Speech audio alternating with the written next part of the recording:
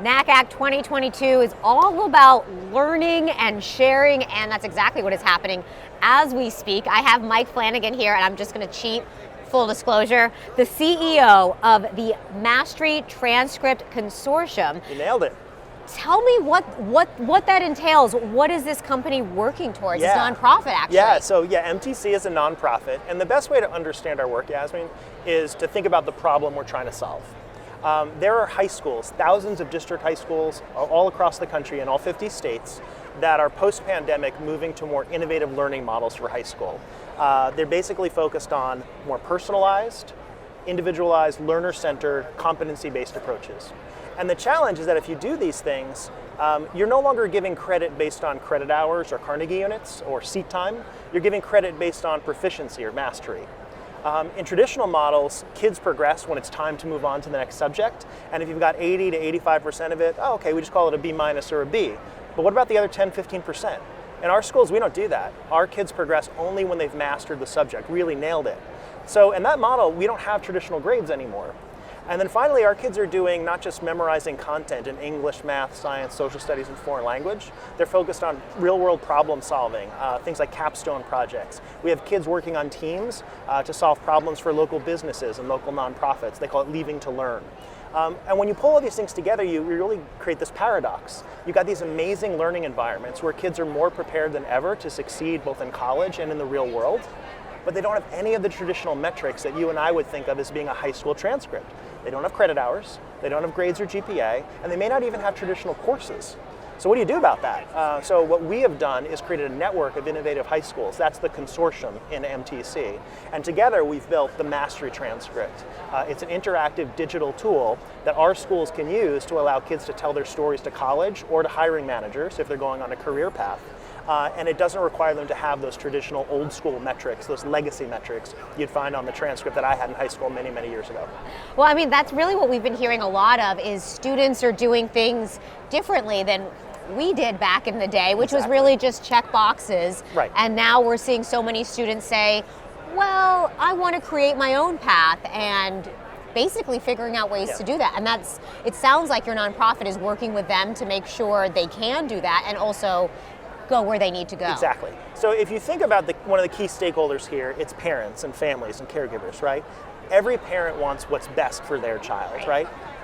All parents believe their kids are unique and have unique gifts and strengths.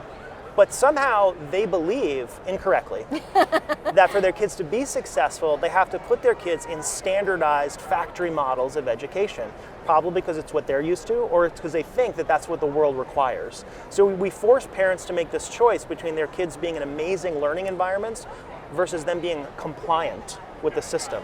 But I've talked, and you've talked now, to admissions leaders from all these universities and colleges. They don't want factory kids. They don't want widgets. Right. They want creative, critical thinkers. They want kids who are going to light up the room when they go in and talk to faculty because they really know why they're there. They have a sense of purpose. You cannot build that sense of purpose by having kids do worksheets, right? You cannot do it if you just treat high school as this call and response game. And that's really the tragedy of what's happened now in so many schools, even high-performing schools. We've created environments where kids aren't really learning, they're not really engaged or curious, they're just doing school. It's a game. We hit the ball to them, they hit it back, and they just try and keep it inside the lines. But that's not going to really create scholars and entrepreneurs and innovators. Who's going to solve the real problems of the 22nd century, right? Well, the kids that are in school right now.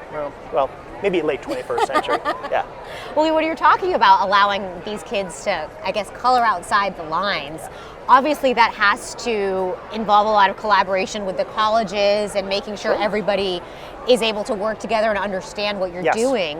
What are some of the conversations you're having at conferences like this that you're able to take away from and go home and be like, this is what I learned and here's how we can apply it? Great question. Yeah, so we actually just had a panel.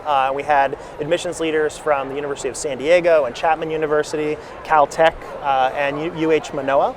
And what they were talking about is the way they had rethought their own admissions practices because of the pandemic. Look, the pandemic was awful, right? Let's just stipulate that. But it did create this natural experiment, right?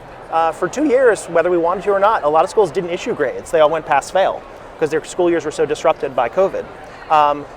hundreds, if not thousands of schools went test optional or completely eliminated testing altogether, like the University of California system. So it created a space for those leaders to really ask themselves the real questions. What do we want young people to be able to do when they show up on our campus? And what do we want them to be able to do when they leave, right? The real interesting thing about our work is that if you talk to the presidents and registrars of these same colleges and universities, they are totally on board, right? They want diverse classes. They want classes of kids who, when they graduate, will be amazingly successful in their fields and become good donors and advocates for their schools. But they also, they want people to really be engaged in the resources that their schools have to offer. I guarantee you that every single admissions leader here knows of kids that looked perfect academically and were all poised for success on their campus, but didn't thrive there. Why didn't they thrive? Probably because they didn't have some of these life skills, right? Resilience, problem solving. Maybe they've been helicopter parented, they've never actually had to be an adult. What our schools are trying to do is to bake that into the schooling model, to make sure that when we launch kids into the world, they're not just good with a number 2 pencil, they have a full toolkit to really navigate life. So if people wanted to learn more about your nonprofit, how to get involved, where do they need to go? What do they need to do? So the best thing is, our name is a mouthful, Mastery Transcript Consortium. I know, I wrote it down. Our URL is easy. It's mastery.org. Mastery.org. There it is. Yeah. Mastery.org. Thank you so much, Mike. Thank you. This has been fun. And thank you for everything that you're doing for the kids and making sure they find the right fit wherever they need to go. It's the best part of my job. I work with innovative schools. It's the easiest thing in the world. It's a pleasure. Thank you again. Appreciate it.